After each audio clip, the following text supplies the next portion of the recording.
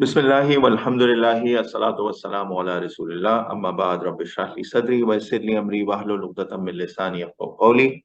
Assalamu alaikum wa rahmatullahi wa barakatuh, my dear brothers.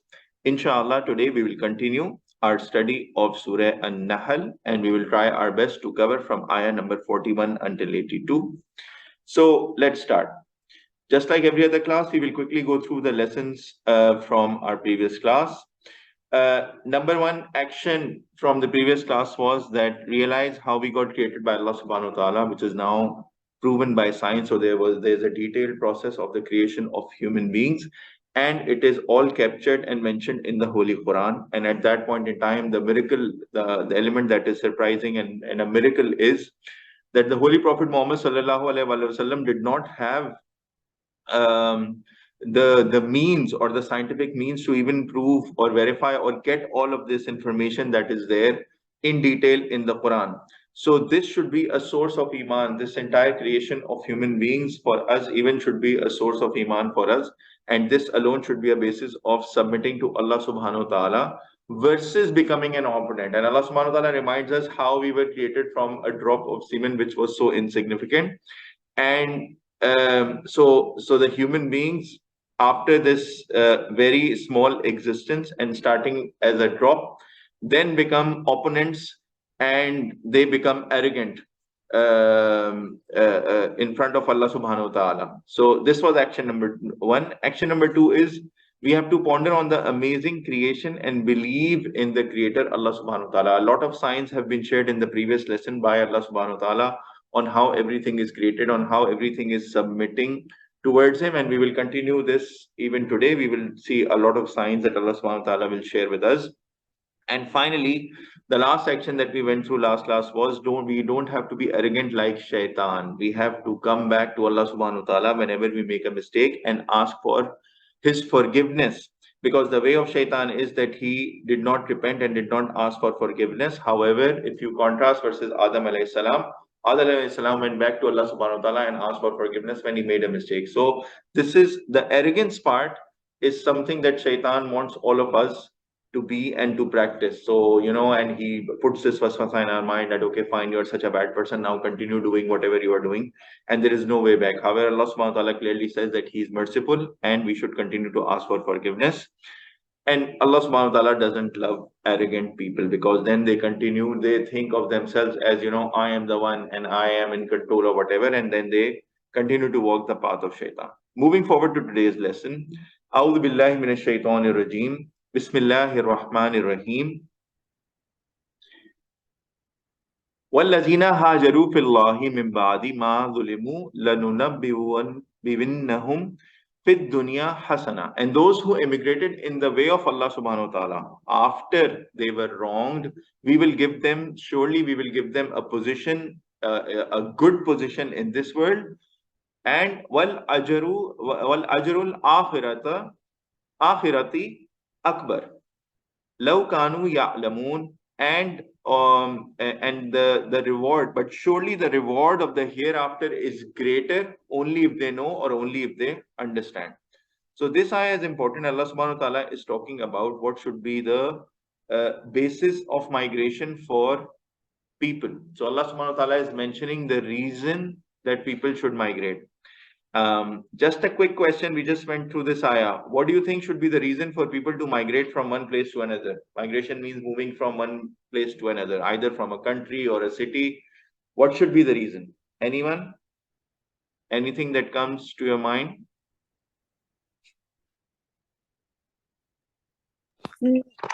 Sir, maybe because for education. Yes. This is what people do normally. But what is Allah subhanahu wa ta'ala saying in the previous ayah? What should be the reason? Why should people migrate from one place to another? And you are right, we will come to this point. So thank you so much, Ahmed, for mentioning that. So what Allah subhanahu wa ta'ala is saying is people should migrate in the way of Allah subhanahu wa ta'ala after they have been wrong or zulm is happening. So let's try to understand this statement. What is the biggest zulm or wrong that can happen to a person? If you are a Muslim, and we went through this, that people wrong themselves or they do zulm on themselves or others. So basically the important thing is that they, when we talk about zulm or people not being able to live in a place, that means they are not allowed to practice Islam the way they want to be. So if you want to be a practicing Muslim, the toughest thing for you or for a person can be, or the way they wrong themselves is if they are not believing, if they do not believe. Obviously, to practice Islam, first you have to believe in it, right? And you have to get the right information.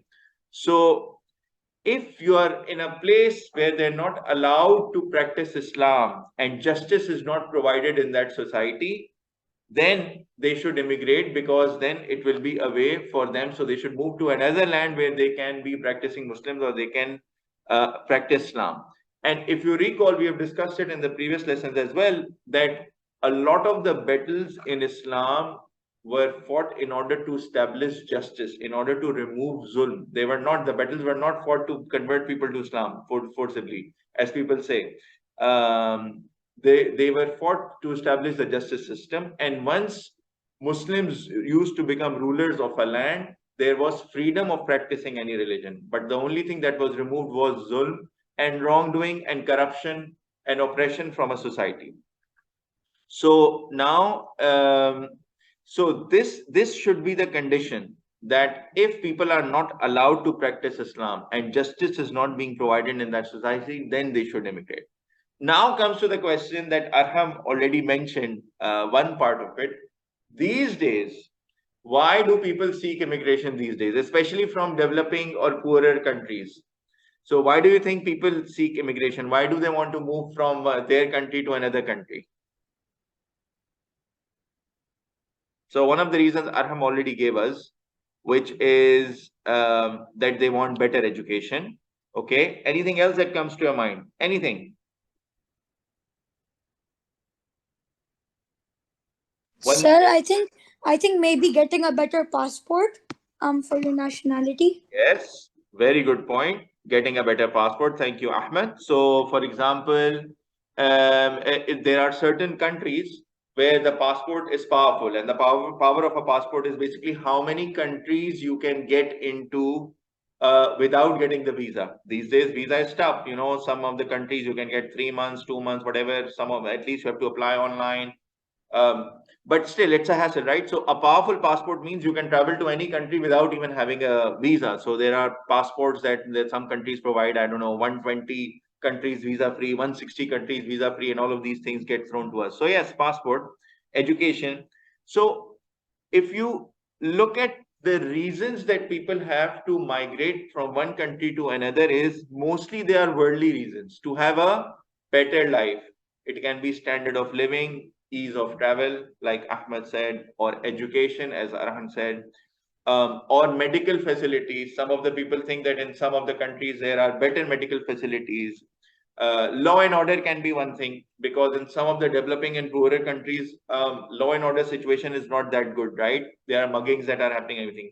Although these things can happen anywhere, but I'm just talking about the number of incidents. So that's how people think.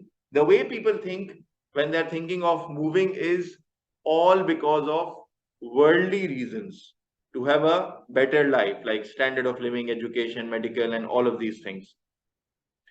However, the big question, and this is very important because you guys are also starting your lives, and inshallah in the future you'll be completing your education, or you'll be finding jobs, and maybe you will be making this decision as well. And it's an important decision, especially if you're a leader of the household or if you're running a family.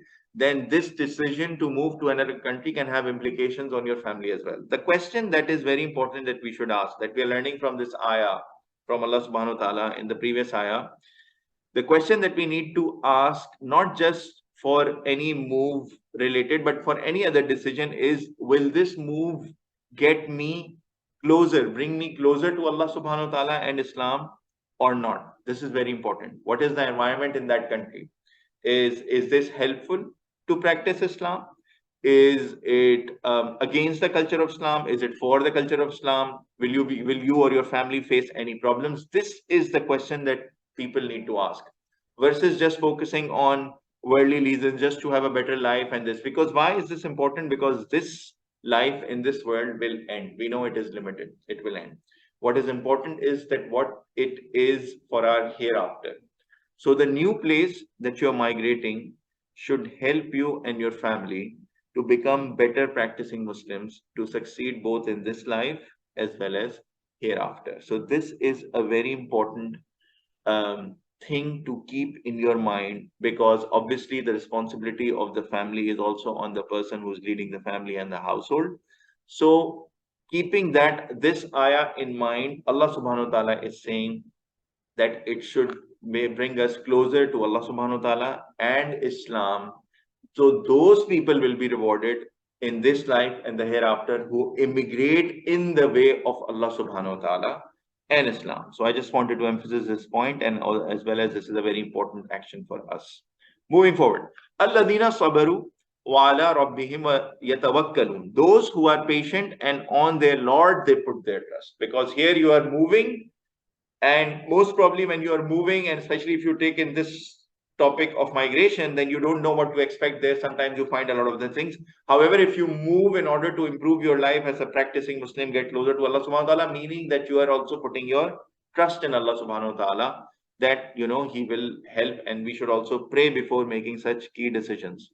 وَمَا أَرْسَلْنَا مِنْ قَبْلِكَ إِلَّا رِجَالًا نُوحِي إِلَيْهِمْ فَاسْأَلُوا أَهْلَ الذِّكْرِ إِن كُنْتُمْ لَا تَعْلَمُونَ. And we do not send you before except men. So we have not sent before different men like messengers and different prophets. We reveal to them. So ask the people of the reminder if you do not know. Again, if you remember the context of this surah, this is happening before the migration. Still, the Holy Prophet Muhammad sallallahu alaihi wasallam and the companions are in Makkah, and they are facing a lot of oppression. So Allah subhanahu wa ta'ala is reminding those chiefs of Makkah and those disbelievers who were opposing the Holy Prophet Muhammad sallallahu alaihi wasallam, if you do not believe in what is being revealed, then ask the people who have been sent other messengers, meaning the Jews and the Christians. They were also present in those times, and they have all similar revelations. Bil bayyinati wadh-dhubur, with clear proofs and the books. Wa anzalna ilayka dhikra li tubayyina lin-nasi ma nuzzila ilayhim wa la'allahum yatafakkarun. With the clear proofs and the books, and we send down to you the remembrance, that you may make clear to the mankind what has been sent down to them, and that they may reflect and think about it. The reason the Holy Quran was being sent was so that people can get guidance from us. And the Holy Prophet Muhammad sallallahu alaihi wasallam explained us how to implement and how to tailor our lives according to this guidance, according to his hadith and sunnah that he showed us. Afa amina alladhina makaru sayyiati أن يخسف الله بهم الأرض أو يأتيهم العذاب من حيث لا يشعرون. Sorry, is there a comment? Okay, I thought I heard someone. Do then feel secure those who plotted that the evil deeds, Allah will cave them in the earth, meaning Allah subhanahu wa ta'ala will bury them in the earth. So now, those people who are plotting evil deeds against the Holy Prophet Muhammad sallallahu alaihi wasallam, or against Islam, or against his followers, Allah subhanahu wa ta'ala is saying He will bury them in the cave. So He will cave them in the earth, meaning they will get buried and they will get demolished. And will come to them the punishment from where they will not even expect. So a punishment can come, punishment of Allah subhanahu wa ta'ala, like we also learned in the previous nations, for the previous nations. أَوْ يَأْخُذَهُمْ فِي تَقَلُّبِهِمْ فَمَا هُمْ بِمُعْجِزِينَ. Or that He may seize them in their going to and fro, meaning when they are going about their work, they're spending their day, they're going to work, coming back, Allah subhanahu wa ta'ala may seize them when they will not even expect. Then they will be able to escape. And this is how the punishment of Allah subhanahu wa ta'ala used to come on other nations as well. And once the punishment of Allah subhanahu wa ta'ala or azab of Allah subhanahu wa ta'ala comes, then they are not able to escape from it. أَوْ يَأْخُذَهُمْ عَلَى تَخَوُّفٍ. Or He may seize them with a gradual wasting, meaning gradually their health, their wealth, they start to lose. However, they don't realize. So Allah subhanahu wa ta'ala can give this. This is also a form of punishment, that slowly and gradually your health goes away or your wealth goes away, and you are being tested. فَإِنَّ رَبَّكُمْ لَرَؤُوفٌ رَحِيمٌ. But indeed, your Lord is surely full of kindness and being merciful. Now, if you look at this, the setup of these ayahs, Allah subhanahu wa ta'ala is is um, is sharing with us how his adab or how his punishment can come in different forms and different ways on people, right? However, at the end, Allah subhanahu wa ta'ala here is saying he is full of kindness and he is most merciful. Meaning, if people reach out to him and ask for forgiveness and seek forgiveness and pray Allah subhanahu wa ta'ala to forgive their sins, then all of this can be averted. And this is the merciful nature of Allah subhanahu wa ta'ala, and the way this has been set up and being explained to us. While harsh punishments are being discussed, at the end of it, Allah subhanahu wa ta'ala is saying he is full of kindness and full of mercy, so that people can go back and seek forgiveness. So we can seek forgiveness. And obviously this message was being passed on directly to the disbelievers of Makkah and the chiefs of Makkah. However, this is also true for us.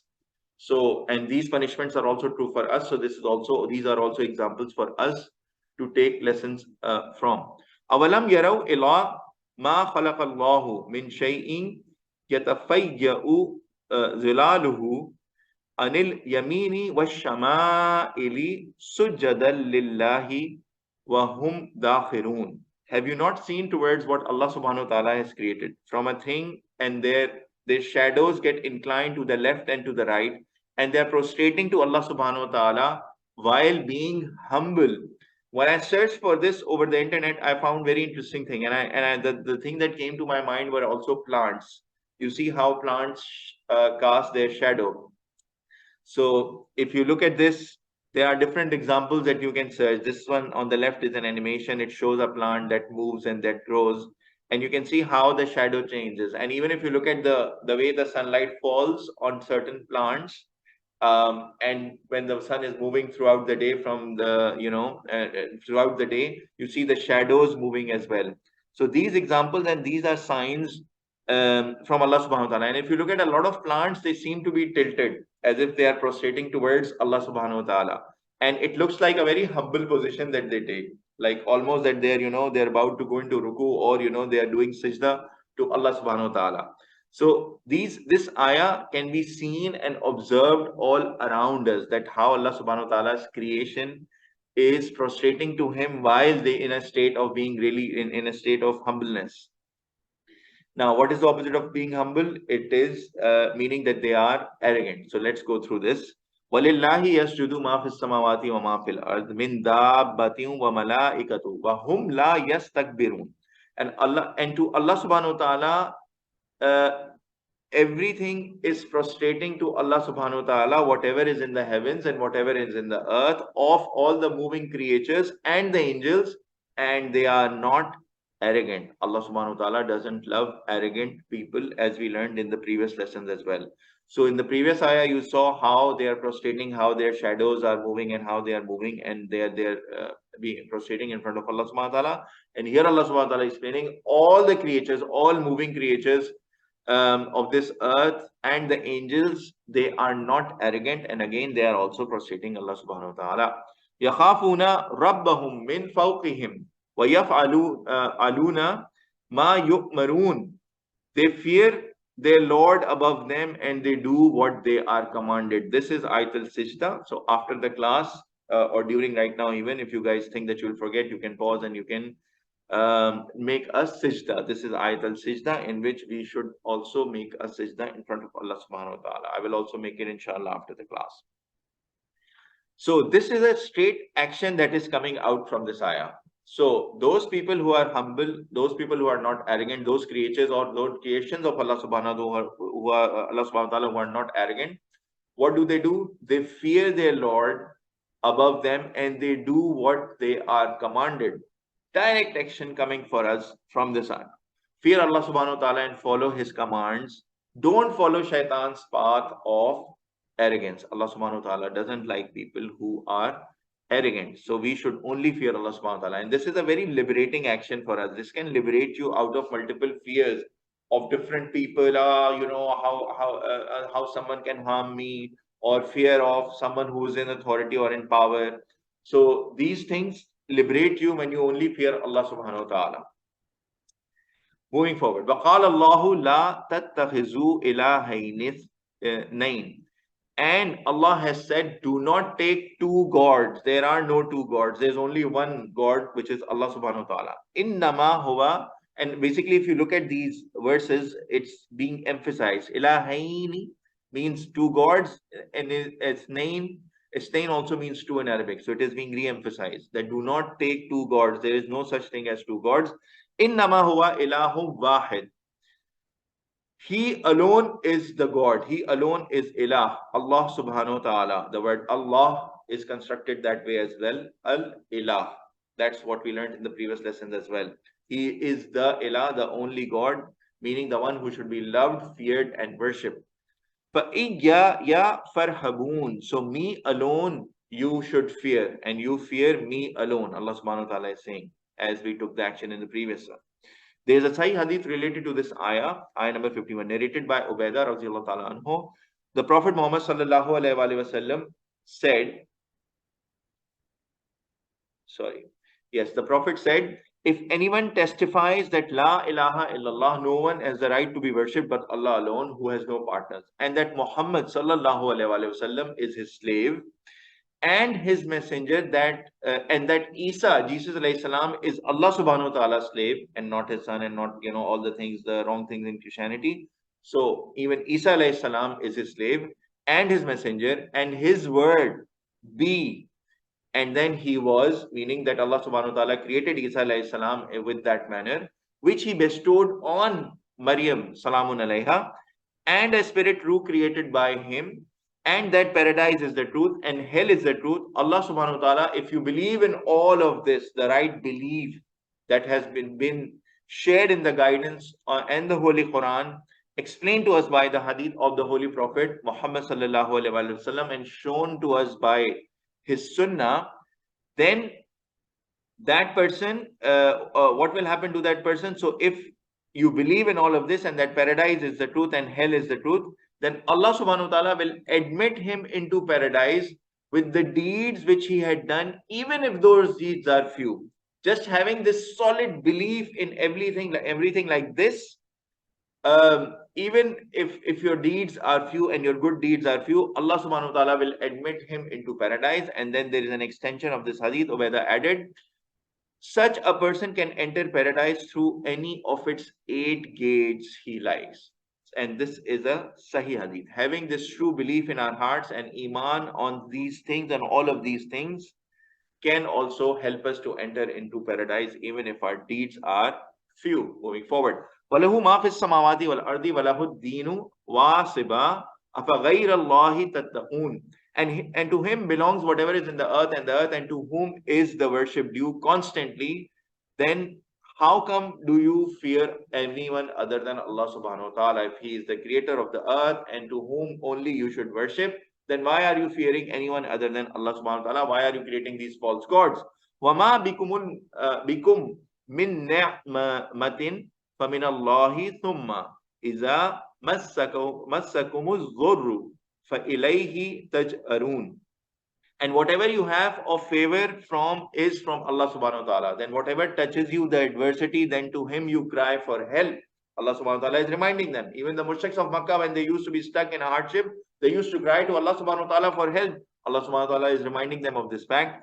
ثُمَّ إِذَا كَشَفَ الضُّرَّ عَنْكُمْ إِذَا فَرِيقٌ مِّنْكُمْ بِرَبِّهِمْ يُشْرِكُونَ. Then when he removes the adversity from you, when the bad thing goes away, a group behold of you with their Lord associates others. So a lot of, and some people from you, they start associating others with Allah subhanahu wa ta'ala. Then they go back to their own ways. First of all, when a hardship comes, they ask Allah subhanahu wa ta'ala for help. When the hardship goes away, the adversity goes away, they again go back to their own ways and start, creating partners as gods with Allah subhanahu wa ta'ala. لِيَكْفُرُوا بِمَا آتَيْنَاهُمْ. So as to deny that which we have given them. فَتَمَتَّعُوا. Then enjoy yourself. فَسَوْفَ تَعْلَمُونَ. Soon you will know. وَيَجْعَلُونَ لِمَا لَا يَعْلَمُونَ نَصِيبًا مِمَّا رَزَقْنَاهُمْ. And they assign to what they know not a portion of what we have provided them. تَاللَّهِ لَتُسْأَلُنَّ عَمَّا كُنْتُمْ تَفْتَرُونَ. By Allah subhanahu wa ta'ala, surely you will be asked about what you used to invent. They are saying different stuff about Allah subhanahu wa ta'ala. They are saying shirk They're saying wrong things. They're associating partners to him. They're saying angels are his daughters, as we'll see now as well. وَيَجْعَلُونَ لِلَّهِ الْبَنَاتِ سُبْحَانَهُ. And they assign to Allah subhanahu wa ta'ala daughters, glory be to him. They used to say false things like, even the angels are daughters of Allah subhanahu wa ta'ala, and ma'azallah, he has daughters, and all of these things. وَلَهُمْ مَا يَشْتَهُونَ. And for them is what they desire. And in their society, they used to prefer sons over daughters. And here they used to say sons are for us and daughters are for Allah subhanahu wa ta'ala, na'uzubillah. So they are desiring something else, sons for themselves. However, to Allah subhanahu wa ta'ala, they are associating and saying the angels are his daughters, and na'uzubillah, all the wrong things. وَإِذَا بُشِّرَ أَحَدُهُمْ بِالْأُنْثَى ظَلَّ وَجْهُهُ مُسْوَدًا وَهُوَ كَظِيمٌ. And when it's given the good news to one of them of a female, like when a daughter is born, his face turns dark. And this used to happen in Arabs at that point in time, before the teachings of Islam came in. Whenever daughters used to be born, they used to be very sad. Oh, why the daughter? And I don't want a daughter, I want a son, and all of this. They are strong, and they used to have these things in their head. So Allah subhanahu wa ta'ala is saying, whenever there is a good news given to them that a daughter has been born to them, the father's face used to turn dark, and he used to suppress his grief as if he used to go step by, and he used to get angry inside. يَتَوَارَى مِنَ الْقَوْمِ مِنْ سُوءٍ مَا بُشِرَ بِهِ. He hides himself from the people because of the evil of what has been given the good news about. So he was being given the good news, but he used to hide from people as if he's ashamed. أَيُمْسِكُهُ عَلَى هُوٍ أَمْ يَدُسُّهُ فِي التُّرَابِ. Should he keep in humiliation or bury it in the dust? So they used to feel so much humiliated, and they used to take this extreme measure of burying their daughters alive, some of them alive even, or some of them killing them and burying them, because they were used to think that, should I take the humiliation, should I say, or should I say no, it was a dead child or whatever, and they just killed the daughters. Allah sa'a ma yahkumun. Unquestionably evil is what they used to decide. When they used to make this, they used to bury their daughters. This was unquestionably the most evil thing that they could do. Narrated Al-Mughira, there is a Sahih Hadith of the Holy Prophet Muhammad sallallahu alaihi wasallam, and the Prophet Muhammad sallallahu alaihi wasallam used to forbid qil and qal, sinful and useful talks like backbiting. So there are multiple things in this Hadith that the Holy Prophet had banned people from doing. One of the thing was qil and qal, meaning sinful and useful talk like backbiting, or that you talk too much about others. Number two, asking too many questions in disputed religious matters. So if there is a gray area in the religion, then they used to ask this question, oh, how come this and how come that, just to find issues. Number three, and wasting one's wealth by extravagance. If you are spending and just getting money, spending and just wasting money and wasting the wealth that Allah subhanahu wa ta'ala has given you. Number four, and to be undutiful to one's mother. So you should always respect and listen to your parents, and especially your mother.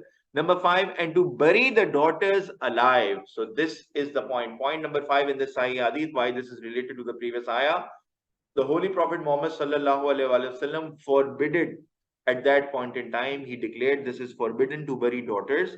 And number six, to prevent your favors, benevolence to others, keeping the wealth and everything to yourself, and not to pay the rights of others like zakah, which was complimentary, and not giving other part charity as well, sadaqat. Number seven, and to beg of men or to ask others for something except when it is unavoidable. We should always seek help from Allah subhanahu wa ta'ala. So these are a lot of multiple things that the Holy Prophet Muhammad sallallahu alaihi wasallam forbid the Muslims to do. And number five, to bury the daughters as well. Now, I have a question to ask to you guys. Do you think even today people bury their daughters when a daughter is born out of humiliation? Do you think people bury their daughters even today, or it only used to happen in the time of the Holy Prophet Muhammad sallallahu alaihi wasallam? What do you guys think? Anyone? Anything that comes to your mind? Yes, no? Do you think even today people bury their daughters? Yes or no?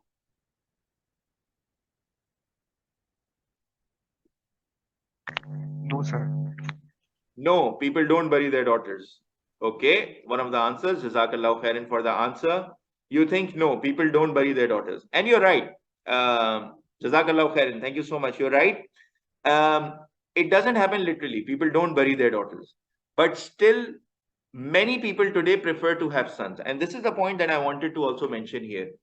Why people used to bury their daughters at that point in time? Because they felt humiliated.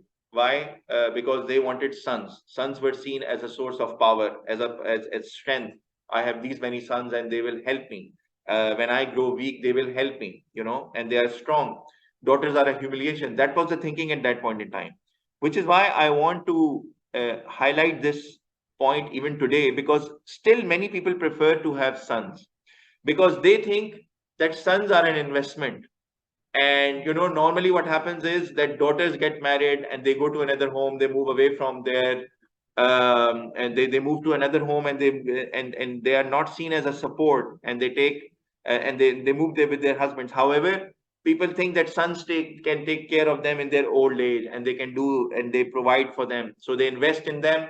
Once the son will get a good job, they will also support us. This is happening today even in a lot of people, and a lot of people believe in such things. So what happens is, as a result, from the childhood, if you have a daughter or a son, a lot of the people, what they do is they provide better education, they provide better care. In some of the families, and this is happening, they even give better food to sons because they believe that in order to become strong and all of this, they need more. So there is a strong preferential treatment of sons that happens in a family versus daughters in terms of all the basic rights. Why? Because they think this is an investment, and in the future, the sons, and all of this is wrong. This is wrong mentality. This is wrong thinking. And the reason why we are discussing this point in detail here is because soon, inshallah, you guys will also start your families. So the right mindset is that daughters should also be treated equally, and all their needs should be properly met, just like we do for the sons. And this is what Allah subhanahu wa ta'ala is mentioning as a mindset that used to be there in those Arabs. And this was the first things, and Islam was the first religion at that point in time. And Islam was the only religion that started giving formally the rights to daughters and females in terms of inheritance, in terms of their upbringing, because of this bad practice that used to happen.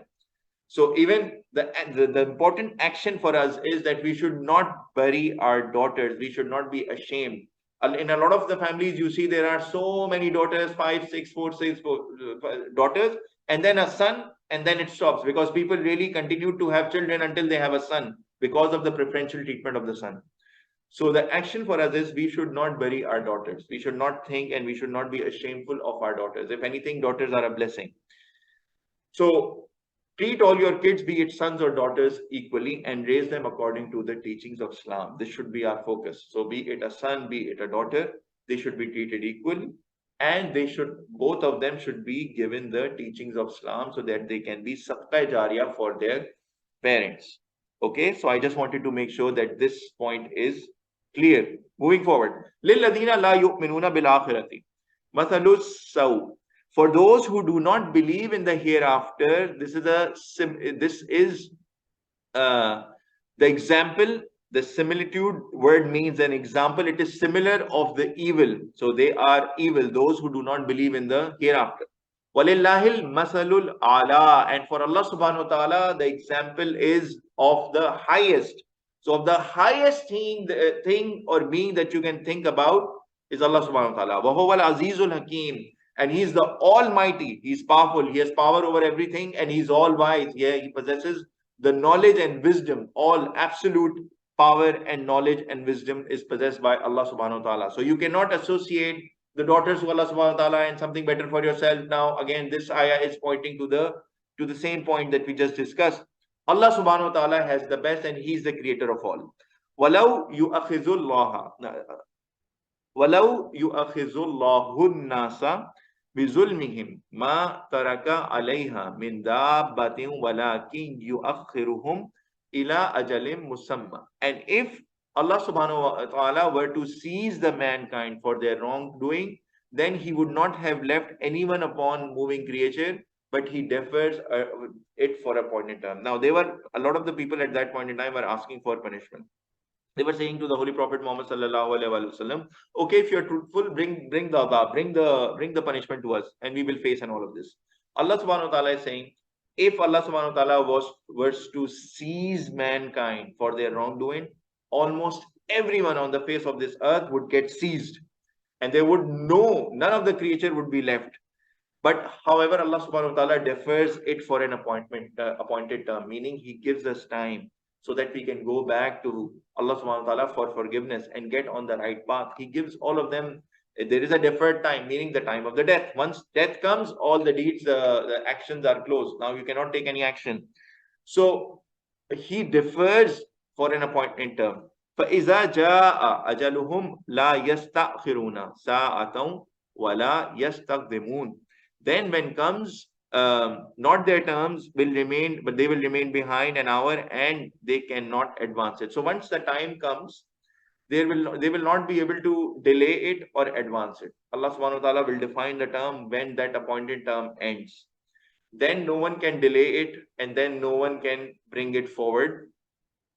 And it is not upon them to decide when that time will come or when that punishment will come. Regardless of, they can keep on asking. They can keep on asking. The mushriks of Makkah, they used to ask, okay, bring in the punishment if there is there, just to mock the Holy Prophet Muhammad sallallahu alaihi wasallam. But what Allah subhanahu wa ta'ala is saying is, once it comes, it cannot be changed in any way.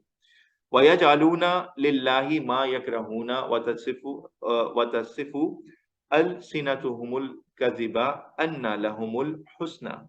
And they assign to Allah subhanahu wa ta'ala what they dislike and assert their tongues lie. So they are lying and for them is the best. So again, they are giving in their mind an inferior thing they are associating to Allah subhanahu wa ta'ala, and for themselves they are keeping the best thing for themselves.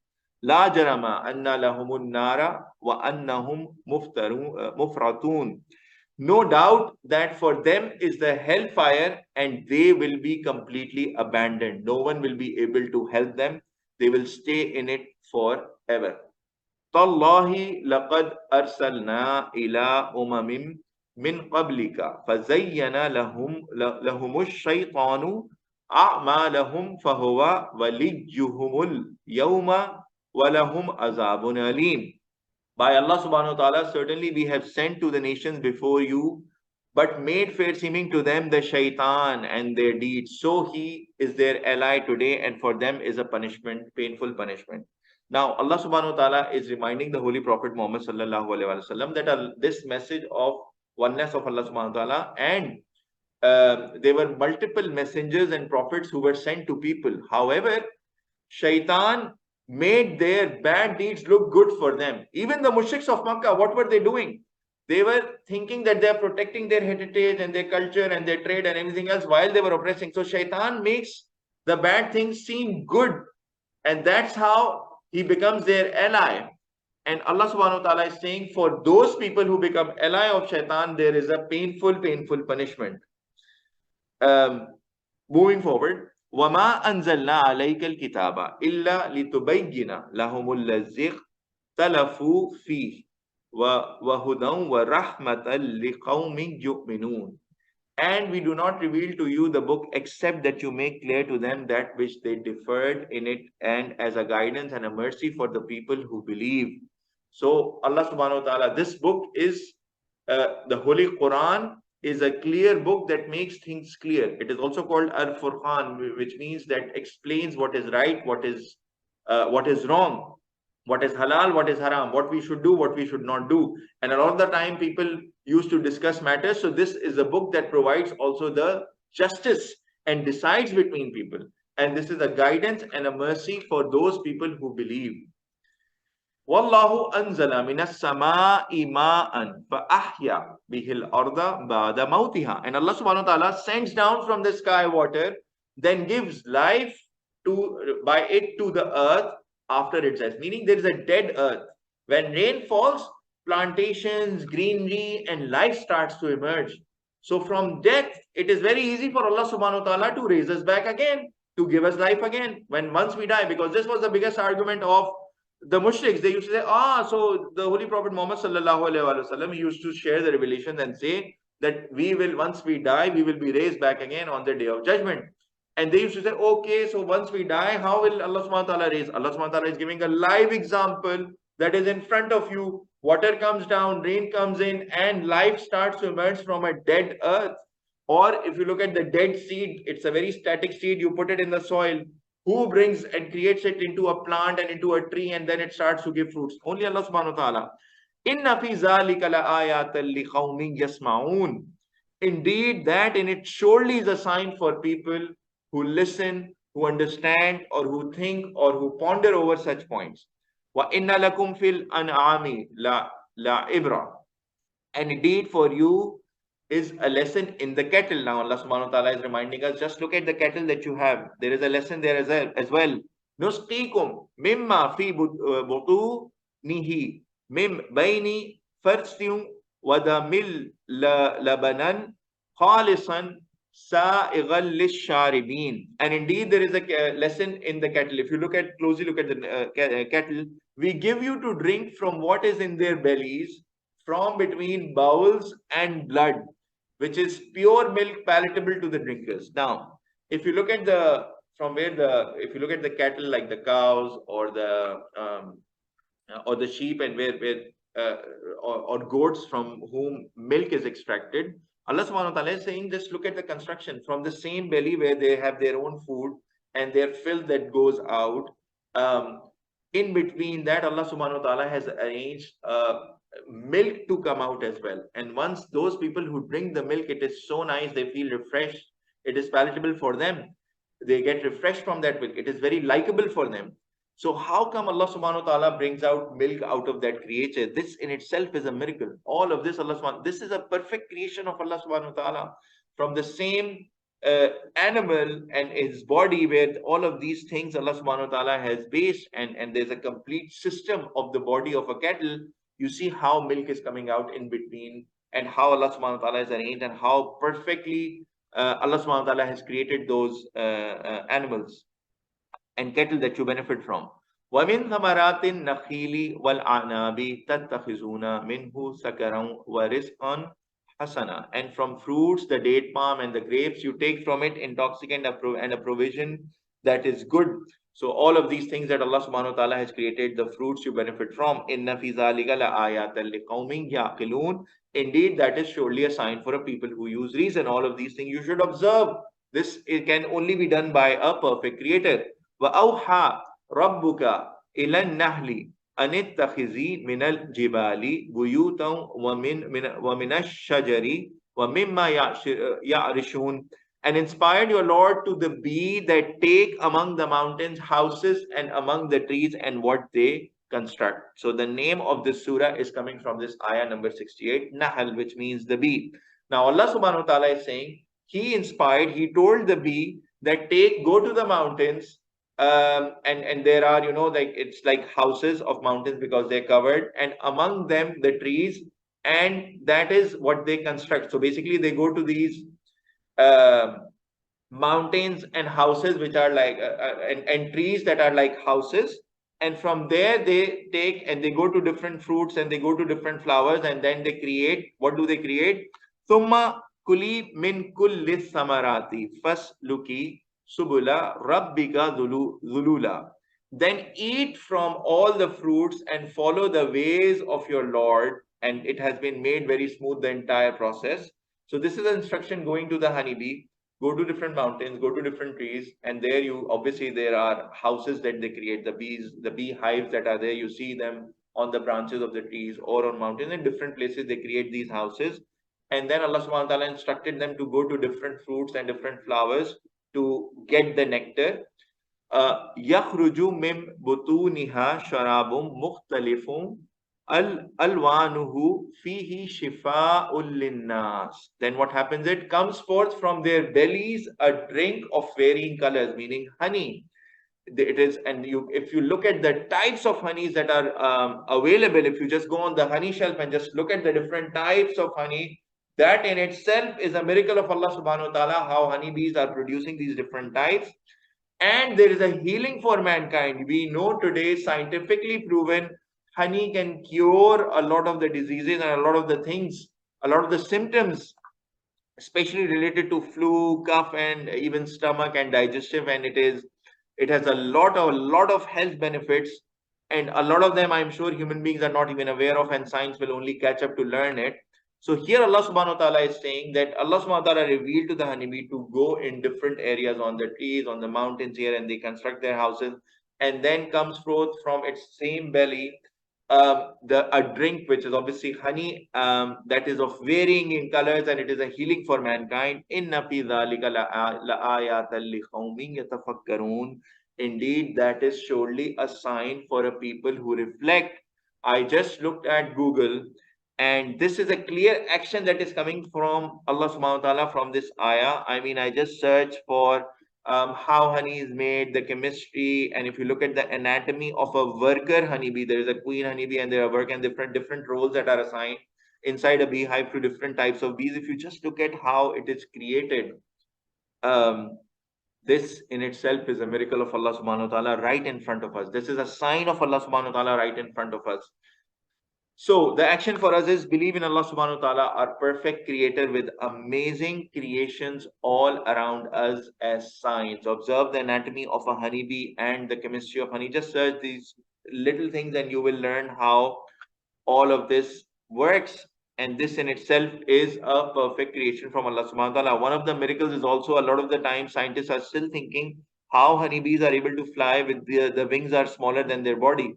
Because if you look at the aeroplane, when it takes off, in order to displace the right amount of wind and to fly and go into the sky, the wings are way wider than the entire plane, and that's how it flies. So, and even if you look at the birds, the way their wings are designed, and that's how even the human beings, they took it inspiration from the birds to create the aeroplane. But if you look at the anatomy of a honeybee, it's still mind-boggling how they are flying, and then the creation of the honey and how it's created, how it's preserved, how Muslims are able to mankind is able to benefit from it. This is in itself a miracle, and Allah subhanahu wa ta'ala is saying, ponder over these things to get closer to Allah subhanahu wa ta'ala, to believe in Allah subhanahu wa ta'ala as our perfect creator. Wallahu khalaqakum summa yatawaffakum. And Allah subhanahu wa ta'ala created you, then He will cause you to die. Wa minkum man yuraddu ila arzalil umri lika la ya'lama ba'da ilmin shay'a. And among you, Allah subhanahu wa ta'ala created you and then will cause you to die. Among you, who is one He sent back to the verse of the old age, so that He will know after knowledge a thing. There are lots of people, and Allah subhanahu wa ta'ala is reminding them that some people reach old age and they are given all of this knowledge, so that also again they get this time in order to believe in Allah subhanahu wa ta'ala as well as and be practicing. Inna Allaha alimun qadir. Indeed, Allah subhanahu wa ta'ala is all knowing and all powerful. Wallahu faddala ba'dakum ala ba'din fir rizq. And Allah subhanahu wa ta'ala has favored some of you over others in provision. We know people are differently, they have different risks. Someone has less, someone has more, someone has less wealth, someone has both, there are different roles that Allah subhanahu wa ta'ala has defined for people, and different people get different amount of risk and provision from Him. فَمَنْ الَّذِينَ فُضِّلُوا بِرَادِّ رِزْقِهِمْ عَلَى مَا مَلَكَتْ أَيْمَانُهُمْ فَهُمْ فِيهِ سَوَاءٌ.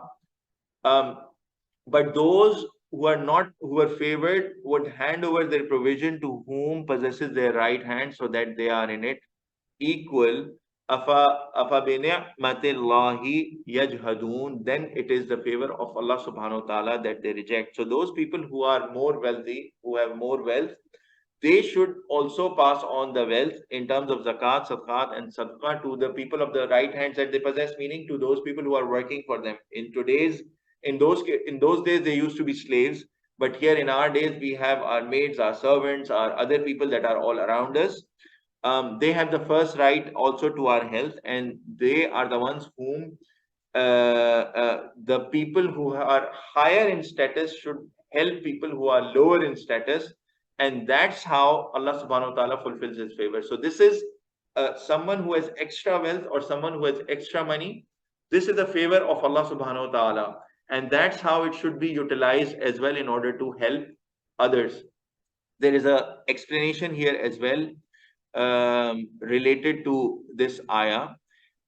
This example Allah subhanahu wa ta'ala has set forth for the polytheist pagans who used to associate false deities with Allah subhanahu wa ta'ala, that they would not agree to share their wealth and properties with their sales. And how do they agree to share false deities with Allah subhanahu wa ta'ala in his worship. Now these are powerful people who are going against. They have they have wealth, and they are in a position of power, and they are able to distribute this wealth. However, they hold on to this wealth. When they hold on to this wealth, then how are how are they agreeing, or how are they even sharing false deities with Allah subhanahu wa ta'ala and his worship? Look at our creator. He provides to everyone. He gives to everyone. They are first of all performing a wrong act, not even sharing their wealth, and they are in position of power. They are oppressing others, while they are also sharing false deities with Allah subhanahu wa ta'ala, who is providing all. So here Allah subhanahu wa ta'ala is again giving an example of pagans, or those people, those mushriks of Makkah, who were not believing in the Holy Prophet Muhammad sallallahu alaihi wasallam and opposing him as well. Wallahu ja'ala lakum min anfusikum azwajan wa ja'ala lakum min azwajikum banina wa hafadatan wa razaqakum min at-tayyibat. And Allah subhanahu wa ta'ala has made for you from yourselves your spouses, and made for you from your spouses your sons and grandsons, and has provided for you from all the good things Allah subhanahu wa ta'ala has given you. Afa bil batili yu'minuna wa bi ni'matillahi hum yakfurun. Then in falsehood do they believe, and the favor of Allah subhanahu wa ta'ala they disbelieve. All of these favors are provided by Allah subhanahu wa ta'ala. However, they are believing, they are doing shirk, they are associating partners to Allah subhanahu wa ta'ala. All of this is being already provided to them as a favor from Allah subhanahu wa ta'ala. They should be thankful to Allah subhanahu wa ta'ala alone. However, they are associating partners with him. وَيَعْبُدُونَ مِن دُونِ اللَّهِ مَا لَا يَمْلِكُ لَهُمْ رِزْقًا مِنَ السَّمَاوَاتِ وَالْأَرْضِ شَيْئًا وَلَا يَسْتَطِعُونَ. And they worship other than Allah subhanahu wa ta'ala, which for them possesses any provision from the heavens and the earth, and they are not able to do anything. So they are associating partners to Allah subhanahu wa ta'ala. They do not possess anything, they cannot provide anything to them, while Allah subhanahu wa ta'ala, who is the one who is possessing everything, and he is the owner of the provision of everything that is in the heavens and the earth, still they are not able to they're not understanding this fact. فَلَا تَضْرِبُوا لِلَّهِ الْأَمْثَالِ. So do not put forth for Allah subhanahu wa ta'ala any example. إِنَّ اللَّهَ يَعْلَمُ, or similitude means an example here. إِنَّ اللَّهَ يَعْلَمُ وَأَنْتُمْ لَا تَعْلَمُونَ. Indeed, Allah subhanahu wa ta'ala knows and you do not know. Now Allah subhanahu wa ta'ala will share a couple of examples with us to explain this as well. ضَرَبَ اللَّهُ مَثَلًا عَبْدًا مَمْلُوكًا لَا يَقْدِرُ عَلَى شَيْءٍ وَمَنْ رَزَقْنَاهُ مِنَّا رِزْقًا حَسَنًا فَهُوَ يُنْفِقُ minhu sirran wa jahra hal yastaun. Allah subhanahu wa ta'ala sets forth the example of a slave who is owned and he does not have the power over anything. He is like a disbeliever, and one whom we provided him from us a provision good, so he spends from it secretly and publicly. They cannot be equal. So imagine a slave who doesn't have anything to give, however, and then imagine another person who has, Allah subhanahu wa ta'ala has provided him rizq and a provision, so he spends from it secretly and publicly. They are not equal. Alhamdulillah, all praise is for Allah subhanahu wa ta'ala. Bal aktharahum la ya'lamun. Nay, but most of them do not know. So these two people are different, and the person who possesses wealth and he gives and spends hidingly as well as publicly, letting people know as an inspiration, this person is much better. And this is an example of a believer who has the bounty and benefit from Allah subhanahu wa ta'ala and blessings from Allah subhanahu wa ta'ala, versus a slave or a person who doesn't possess anything and he is like a disbeliever. No good comes out from him. وَضَرَبَ اللَّهُ مَثَلًا رَجُلَيْنِ أَحَدُهُمَا أَبْكَمُ لَا يَقْدِرُ عَلَى شَيْءٍ وَهُوَ كُلٌّ عَلَى مَوْلَى. And Allah sets forth an example of two men. One of them is dumb and he does not have any power over anything, while he is a burden on his master. So imagine again, as a slave, he is dumb, he is a burden, he is not any benefit to his master. أَيْنَمَا يُوَجِّهُ La ya'ti bi khair. And when his master, he directs him, then there is no khair or any good that comes from him. Even when his master is telling him to do something or to do something good or to perform an action, he's not able to do. So this is an example of a dumb slave that who is not of any benefit to his master.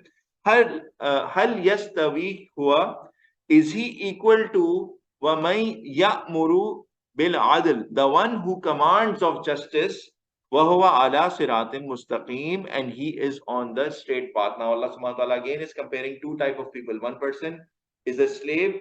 He is being asked by his master to perform and do good thing or do anything, but he's of no benefit to him, versus a person who commands justice, who establishes adl, and he is on a right path, meaning he is a practicing Muslim and a believer. So these two people, they cannot be compared.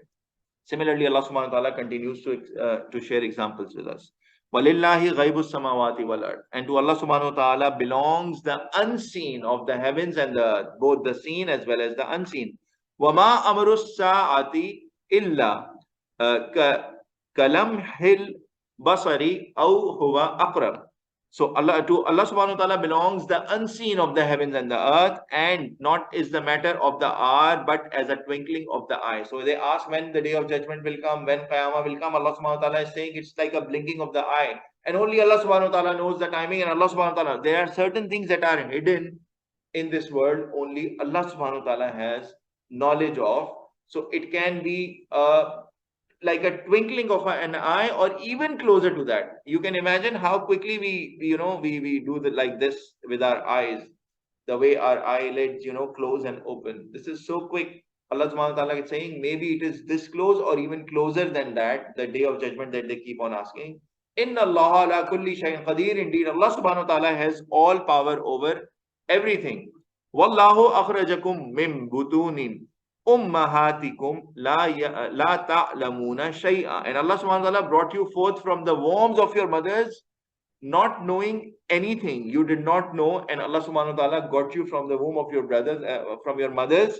At that point in time, you had no knowledge, and you just came out as a small baby. وَجَعَلَ لَكُمُ السَّمْعَ وَالْأَبْصَارَ وَالْأَفْئِدَةَ لَعَلَّكُمْ تَشْكُرُونَ, and made for you the hearing and the sight and the heart, so that you may give thanks. So Allah subhanahu wa ta'ala gave you all of these things from which you acquire knowledge.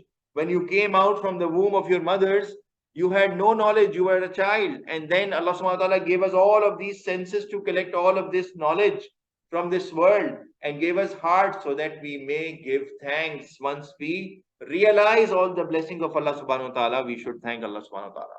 Alam yarau ila at-tayri musakharati fi jawwis sama. Do not they see towards the birds, how they are controlled in the midst of the sky, how they are floating. Some of the birds, if you see, they are astonishing. Sometimes they are just floating in the air. They're not even flapping their wings. Still, they are just static, and they are like just floating in the air. This is an amazing miracle of Allah subhanahu wa ta'ala, this ability that He has given to these birds. So Allah subhanahu wa ta'ala is reminding us who is controlling them in the middle of the sky. Ma yumsikuhunna illa Allah, inna fi zalika la ayatin liqaumin yu'minun. Who is holding them up in the high except Allah subhanahu wa ta'ala? Indeed, these are signs for people who believe. These are all signs for the believer to observe the environment all around us. Wallahu ja'ala lakum min buyutikum sakana wa ja'ala lakum min juludil an'ami buyutan tastakhiffunaha yawma ta'nikum wa yawma iqamatikum. And Allah subhanahu wa ta'ala has made for you from your homes a resting place, and made for you from the hides of the cattle tents, which you find light on the day of your travel and the day as your encampment. So all of these things Allah subhanahu wa ta'ala has provided you. وَمِنْ أَصْوَافِهَا وَأَوْبَارِهَا وَأَشْعَارِهَا أَثَاثًا وَمَتَاعًا إِلَى حِينٍ. And from their wool and their fur and their hair is furnishings and a provision for a certain time. There is all of this provision and blessings of Allah subhanahu wa ta'ala are for a certain time. He's reminding us about all of them. Wallahu ja'ala lakum mimma khalaqa tilalan wa ja'ala lakum minal jibali aknanan wa ja'ala lakum sarabila taqikumul harra wa sarabila taqikum ba'sakum kadhalika yutimmu ni'matahu alaykum la'allakum tuslimun. And Allah subhanahu wa ta'ala has made for you from what He created shades, and made for you from the mountains shelters, and has made for you garments to protect you from the heat, and garments to protect you from your mutual violence, like the armor that they used to create just to protect from each other. Thus He completes His favor upon you so that you may submit to Allah subhanahu wa ta'ala. All of these favors, in one of our lessons, I think at the start during Surah Baqarah, we discussed how can we love Allah subhanahu wa ta'ala? How can we get the feeling of love for Allah subhanahu wa ta'ala? Allah subhanahu wa ta'ala, if you look at all the favors that Allah subhanahu wa ta'ala has given us, Allah subhanahu wa ta'ala and the Holy Prophet Muhammad sallallahu alaihi wasallam, who brought us all these amazing revelations and the Holy Quran and His Hadith and the examples in His Sunnah, Allah subhanahu wa ta'ala and the Holy Prophet Muhammad sallallahu alaihi wasallam should be the most loved, even more than our family. So if you look at all of these things that we are getting as reminder are coming from Allah subhanahu wa ta'ala.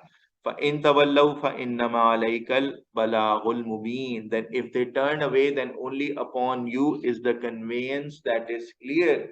So the job of the Holy Prophet Muhammad sallallahu alaihi wasallam was to give and share all of these revelations and explain to them with his hadith and perform them via his sunnah sallallahu alaihi wasallam. Allah subhanahu wa ta'ala is saying, your job is to clearly communicate, and then if they turn away, it is upon them. After all these signs, after all these ayahs, after all of this discussion, still if people don't believe and they oppose and they do shirk and they associate partners with Allah subhanahu wa ta'ala, then it is upon them. They will be punished, as we just learned in today's lessons. So we just went slightly over time. This is the end of today's lesson. Quickly going through the 4 actions. Number 1, the point on immigration, very, very important. We learned Allah subhanahu wa ta'ala gave us the ground rule to immigrate, and He said those people who immigrate in the way of Allah subhanahu wa ta'ala and they move away from zulm that was happening. So even today people do get immigration, they migrate to different countries. Mostly people immigrate in order to get a better life. Their only focus is to get this life, about this life, education, health, medical facilities, better standard of living. All of these are considerations of people when they're immigrating. However, for a practicing Muslim, the new place you are migrating should help you and your family to become better practicing Muslims, to succeed in this life as well as hereafter. This needs to be a consideration for a Muslim, as highlighted in the first ayah that we went through today in this lesson, in ayah number 41. Second action, fear Allah subhanahu wa ta'ala and follow His command. Don't follow shaitan's path of arrogance. Allah subhanahu wa ta'ala doesn't love people who are arrogant. And Allah subhanahu wa ta'ala showed us different examples of all His moving creatures and plants and everyone who are, they have these moving shadows and these movements that they are like always in constant prostration in front of Allah subhanahu wa ta'ala. Don't bury your daughters, treat all your kids, be it sons or daughters, equally and raise them according to the teaching of Islam. We discussed in detail that they used to bury their daughters in those times, and the Holy Prophet Muhammad sallallahu alaihi wasallam has forbidden this act. Allah subhanahu wa ta'ala has forbidden this act at that point in time, and we went through a Sahih Hadith. And in these days, today obviously literally people are not burying daughters, but we discussed this point in detail, that daughters should also, because in some of the households even today they want sons, they prefer sons, they think that sons are their investment who will help them in the future and they will grow strong and they will help them when they are weak in their old age. All of these things are incorrect. Daughters should also get equal education, equal opportunities, and everything that we are providing for the sons and the daughters, and both are good news. Having daughters is good news, as we learned today, as well as, just like sons. But some people, I don't know why, for the reasons that we went through, a lot of people still prefer sons over daughters, and these ayahs should clarify that as well. Last action for today, believe in Allah subhanahu wa ta'ala, who is our perfect creator with amazing creations all around us. As science today, we went through multiple examples. Allah subhanahu wa ta'ala shared with us multiple favors, and we learned how Allah subhanahu wa ta'ala revealed to the bees and the honeybees to go and create their beehives or homes on the mountains, on different trees. And then Allah subhanahu wa ta'ala whispered to them to go to different fruits and different flowers and get this nectar, and within from their bellies we get different Allah SWT mentions a drink that comes in various colors, which is obviously the honey, and how Allah SWT gives shifa and health benefits within different types of honeys that the human beings continue to benefit from. And we went through and we saw a quick look at the anatomy of the honeybee, the different parts, how Allah SWT has created it, the chemistry of the honey. I think we should we can search about it on Google as well, and you can learn and get amazed. And all of these creations, perfect creations from Allah subhanahu wa ta'ala, should be a source of Iman and belief for us. So believe in Allah subhanahu wa ta'ala, our perfect creator, who has created all these amazing creations, as a sign for us to believe in him. This marks today's lesson. Apologies, we went a bit over. I don't know if there are any other questions or any comments from anyone. No. So we end today's lesson with this prayer. No, sir. Jazakallahu khairan. Subhanallahi wa bihamdihi, subhanakallahumma wa bihamdika, ashhadu an la ilaha illa anta, astaghfiruka wa atubu ilaik. Purity belongs to Allah and all praise be to him. Purity belongs to you, O Allah, and all praise be to you. I bear witness that there is none worthy of worship besides you. I beg forgiveness from you and I repent before you.